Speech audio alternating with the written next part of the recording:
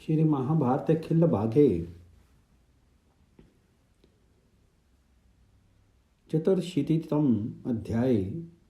श्री कृष्ण द्वारा यादव सेना के युद्ध के लिए नियुक्ति, दानवों का निष्क्रमण, निकुंभ द्वारा कुछ यादव वीरों का गुफा में बंदी होना, श्री कृष्ण के द्वारा दानव सैनिकों का संहार, प्रद्युम्न द्वारा राज सैनिकों का गुफा में अवरोध और ब्रह्मदत्त को सांत्वना। विषमपाल जी कहते हैं, जन्मेजय, कुरुश्रेष्ठ जब सूर्योदय होते 2 ही घड़ी बीती थी और लोगों के नेत्र निर्मल हो गए थे, उसमें बलभद्र, श्री कृष्ण और सात्यकी ये तीनों गरुड़ पर सवार हुए। उन सब ने अपने हाथों में गोधाचरम के बने हुए दास्ताने बांध रखे थे और कवच धारण करके युद्ध के लिए चुप थे। उन्होंने सबसे पहले जिसे रुद्रदेव ने वर दिया था और जो उन्हीं के वचन से पुण्यमयी हो गई थी, उस अवर्ता नाम वाली गंगा में स्नान करके सुरश्रेष्ठ बिल्वोत्केश्वर देव को नमस्कार किया। इसके बाद वे युद्ध की व्यवस्था में लगे थे। सबको मान देने वाले सत्पुरुषों के आश्रयभूत श्री कृष्ण ने सबसे आगे प्रद्युम्न को सेना की रक्षा के लिए उसके ऊपरी भाग आकाश में स्थापित किया। यज्ञ मंडप की रक्षा के लिए पांडवों को नियुक्त किया तथा शेष सेना को गुफा के द्वार पर नियुक्त करके भगवान श्री हरि ने जयंत और प्रवर को स्मरण किया। भरतनंदन, वे दोनों वहां जब आप पहुंचे और स्वयं ही आकर के उन्होंने भगवान जी का दर्शन किया। तत्पश्चात भगवान श्री कृष्ण ने उन दोनों को प्रद्युम्न की भांति आकाश में ही ऊपर की ओर से सेना की रक्षा के लिए नियुक्त कर दिया। तदंतर श्री कृष्ण के कहने से युद्ध का डंका बजाया गया। शंख, मुरज और अन्य बाजे भी बज उठे। सांब और गद ने यादव सेना का मकर व्यूह बनाया। सारन, उद्धव, भोज, वैत्रन, धर्मात्मा, अनादृष्टि, पृथु, विपृथु, कृतवर्मा, दंष्ट तथा शत्रुमर्दन निचक्षु ये सब उस व्यूह के अग्रभाग में खड़े थे। धर्मात्मा, सनत कुमार और चारुदेश ने ये दोनों अनिरुद्ध के साथ रह करके सेना के पृष्ठभाग की रक्षा करने लगे। अपने कुल की वृद्धि करने वाले नरेश रथों, घोड़ों, मनुष्यों और हाथियों से भरी हुई शेष यादव सेना व्यूह के मध्य भाग में खड़ी थी। तदंतर षटपुर से भी रथ दुर्मद दानव निकले। उनमें से कुछ मेघ के समान गंभीर शब्द करने वाले गधों और हाथियों पर आरूढ़ थे। कितने ही दैत्य वेगशाली मगरों, शिशुमारों, भैंसों, गैंडों, ऊंटों और कछुओं पर भी सवार थे। कितनों के पास इन्हीं वाहनों से जुते हुए रथ थे। उन रथों से संपन्न हुए वे दैत्य अपने हाथों में नाना प्रकार के आयुध लिए हुए थे। वे किरीट और मुकुट या पगड़ी तथा अंगदों भुजबंदों से अलंकृत थे। उनके साथ बारंबार नाना प्रकार के बाजे बज रहे थे। उन बाजों की आवाज में रथ के नेमियों पहियों की घड़घड़ाहट भी मिली हुई थी। वहां जोर जोर से शंख बजाए जाते थे जो महान मेघों की गर्जना के समान गंभीर ध्वनि प्रकट करते थे। युद्ध के लिए उद्यत हुई उन असुर सेनाओं में सबसे आगे निकुंभ निकला। मानव देवताओं के आगे इंद्र चल रहे हों। वे उत्कट बलशाली दानव नाना प्रकार से सिंहनाद करते बारंबार गर्जना तथा आकाश और पृथ्वी को गुंजाते हुए बढ़ने लगे। जन्मेजय, राजाओं की सेना भी असुरों की सहायता के लिए निश्चय करके चेदीराज शिशुपाल के नेतृत्व में युद्ध के लिए तैयार होगी। दुर्योधन आदि 100 भाई चेदीराज शिशुपाल के छोटे भाइयों से आगे चल रहे थे। ये सब के सब गंधर्व नगराकार रथों द्वारा युद्ध के लिए खड़े थे। राजा द्रुपद के रथ बड़े कठोर दुस्सह घड़घड़ाहट का शब्द करते थे। रुक्मी और आहृति के ये दोनों युद्ध के लिए निश्चय करके वहां डट गए। वे ताड़ वृक्ष के समान अपने सुंदर धनुष हिलाने लगे। शल्य, शकुनी, राजा भगदत्त, जरासंध, तिगतराज, सुशर्मा और उत्तर सहित राजा विराट, ये वीर नरेश विजय की अभिलाषा रख करके निकुंभ के प्रधानता में युद्ध के लिए उद्यत हुए थे। जैसे महान असुर देवताओं के साथ जूझना चाहते हैं, उसी प्रकार ये सब नरेश यादवों के साथ युद्ध करने की इच्छा रखते थे। तब निकुंभ सम्रांगण में विषधर सर्पों के समान भयंकर बाणों द्वारा यादवों की भयानक दिखाई देने वाली सेना का मर्दन करना आरंभ किया। यादव सेनापति अनाधृष्टि निकुंभ के इस पराक्रम को नहीं सहन कर सके। उन्होंने शिलाइयां शान पर तेज किए हुए विचित्र पंख वाले घोर बाण समूह द्वारा उस असुर को कुचल डाला। उस असुर सेनापति ने ना तो रथ दिखाई देता था, ना घोड़े, ना ध्वज, ना स्वयं निकुंभ ही, वे सब के सब बाणों से ढक गए थे। तब मायावी असुरों में श्रेष्ठ वीर निकुंभ ने सब और चक्कर लगा करके अपनी माया द्वारा भैम शिरोमणि अर्थात यादव श्रेष्ठ अनादृष्टि को स्तंभित कर दिया।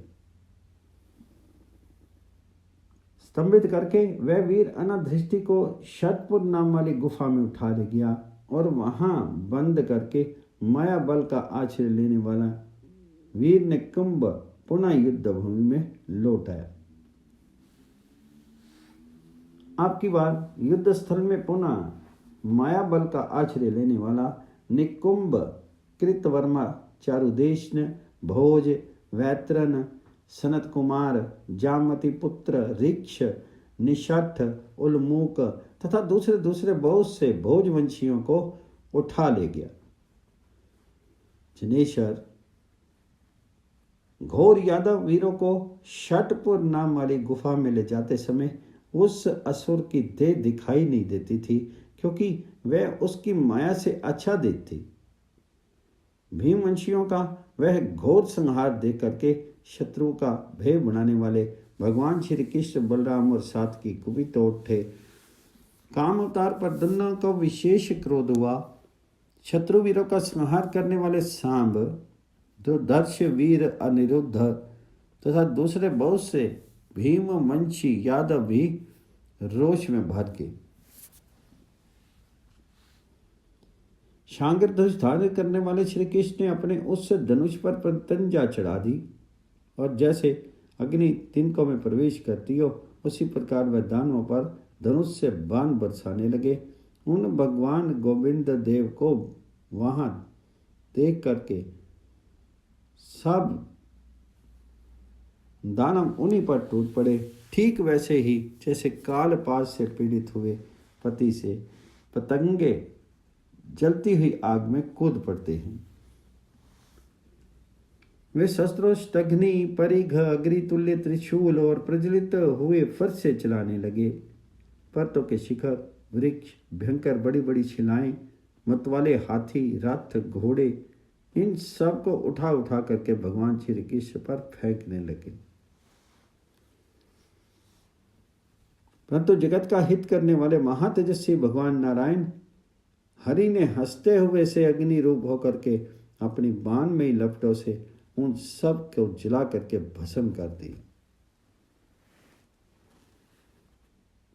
जैसे धीर सांड शरद ऋतु की वर्षा को चुपचाप सहन करता है, उसी प्रकार शत्रुओं का दमन करने वाले यदु श्रेष्ठ श्री कृष्ण दैत्यों की बाण वर्षा को धैर्यपूर्वक सहन करते रहे। परंतु जैसे बालू के बने हुए सेतु, पुल मेघों द्वारा की गई वर्षा का वेग नहीं सह सकते, उसी प्रकार वे असुर नारायण श्री कृष्ण के धनुष से छूटे हुए बाणों को नहीं सह सके।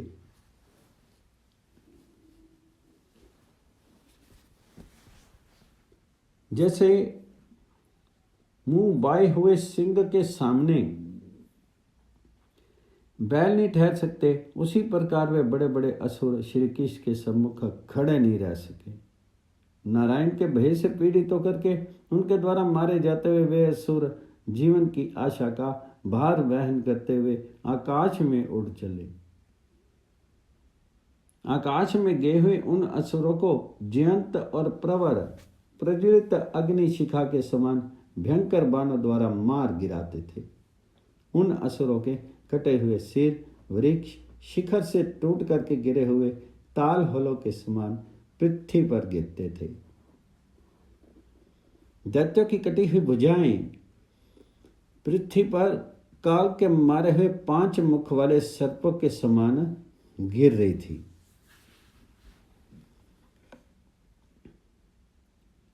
तंत्र गद्द सारण निरुद्ध सांब तथा अन्य वीरों के साथ जिन्हें निकुंभ ने पहले अपनी गुफा में नहीं घुसाया था, वीर धर्मात्मा रुक्मिणी नंदन प्रद्युम्न घोर मायामयी गुफा की सृष्टि करके समस्त क्षत्रिय नरेशों के समुदाय को जो उस गुफा से निकलने के मार्ग को नहीं देख पाता था, उसमें फेंक देने के लिए उद्यत हो गए। बलवान वीर श्री कृष्ण कुमार ने युद्ध के मुहाने पर विजय के लिए प्रयत्न किए हुए कर्ण को वेग पूर्वक पटक करके उसके उछल कूद मचाने या छटपटाने पर भी पकड़ लिया और गरज कर उसे घोर मायामयी गुफा में फेंकने का विचार किया। इसी तरह उन्होंने राजा दुर्योधन, विराट, द्रुपद, शकुनी, शल्य, नील, भीष्म, राजा विंद और अनुविंद तथा जरासंध को त्रिगर्त, मालव एवं महाबली, वासंत गणों को और अस्त्र ज्ञान में निपुण दुष्ट दुम्न आदि पांचाल वीरों को भी पकड़ लिया।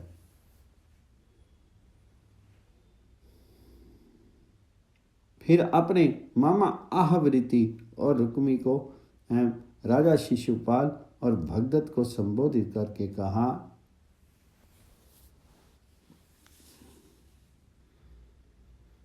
नरेशरों, हमारे साथ आप लोगों का जो संबंध और गुरुत्व है उसका मैं आदर करता हूं, तो भी आप लोगों को इस भयंकर गुफा में जहां फेंका जा रहा है वहां फेंकने के लिए बुद्धिमान शूल पानी भगवान बिल्वोदकेश्वर ने मुझे आज्ञा दी है।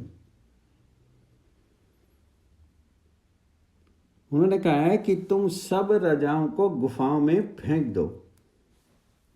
महामनसी निकुंभ ने शांबरी माया का आश्रय लेकर के जिन यादवों को गुफा में डाल रखा है उनमें श्रद्धा छुड़ा लूंगा।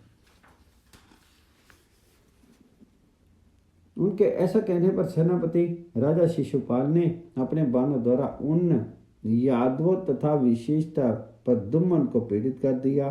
तब रुक्मिणी नंदन प्रद्युम्न ने बिल्वोद के शर को नमस्कार करके महाबली राजा शिशुपाल को बांधना आरंभ किया। तत्पश्चात रुद्रदेव के पार्षदों में श्रेष्ठ नंदी ने एक सहस्त्र पाश लेकर के महाबली रुक्मिणी कुमार वीर प्रद्युम्न से कहा, यदुनंदन, बिल्वोदकेश्वर ने तुम्हें ये आदेश दिया है कि मैंने जैसा तुमसे कहा है उसके अनुसार तुम रात में सब कार्य करो। यदुनंदन, कन्याओं और रत्नों पर लुभाए हुए इन राजाओं को पाशों से बांध करके फिर इन्हें मुक्त करने में तुम ही परमान हो। तुम ही चाहो तो इन्हें छोड़ सकते हो। वीरबाहो, तुम इन असुरों को निशेष कर डालो, इनमें से एक को भी जीवित नहीं छोड़ो। तुम्हें जनार्दन से भी ऐसा ही करना चाहिए।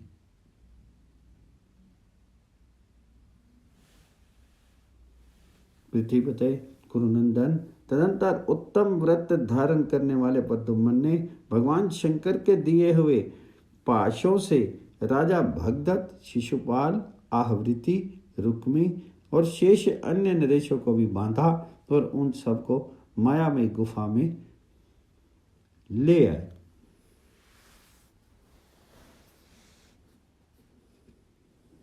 रुकने कुमार ने फुंकारते हुए सर्पों के समान लंबी सांस खींचते हुए राजाओं को बांध करके डाल दिया और अपने पुत्र अनिरुद्ध को उनका रक्षक नियुक्त कर दिया। यदुनंदन प्रद्युम्न ने उनमें से किसी को भी बिना बांधे नहीं छोड़ा। फिर उनके क्षत्रिय सेनापतियों, कोषाध्यक्षों तथा हाथी, घोड़ों और रथ के समूह को भी अपने अधीन कर लिया। प्रभु तत्पश्चात अव्यग्र अर्थात शांत भाव से स्थित होकर के वे असुरों को मार डालने के लिए उद्यत हो गए और सनद्ध रह करके द्विजश्रेष्ठ ब्रह्मदत्त से बोले, ब्राह्मण, आप निर्भय होकर के अपना यज्ञ कर्म चालू रखिए। देखिए, अर्जुन आपकी रक्षा में खड़े हैं। द्विजश्रेष्ठ, पांडव जिनके रक्षक हों उसे ना तो देवताओं से, ना असुरों से और ना नागों से ही भय हो सकता है। असुरों ने आपको पुत्रियों का मन से भी स्पर्श नहीं किया। आप यज्ञ मंडप में देखिए, मैंने माया द्वारा उन्हें छिपा करके वही रख छोड़ा है। इस प्रकार श्री महाभारत के खिल्लबाग हरिवंश के अंतर्गत विष्णु पर्व में षट्पूर्वध विषयक 84वां अध्याय पूर्ण हुआ।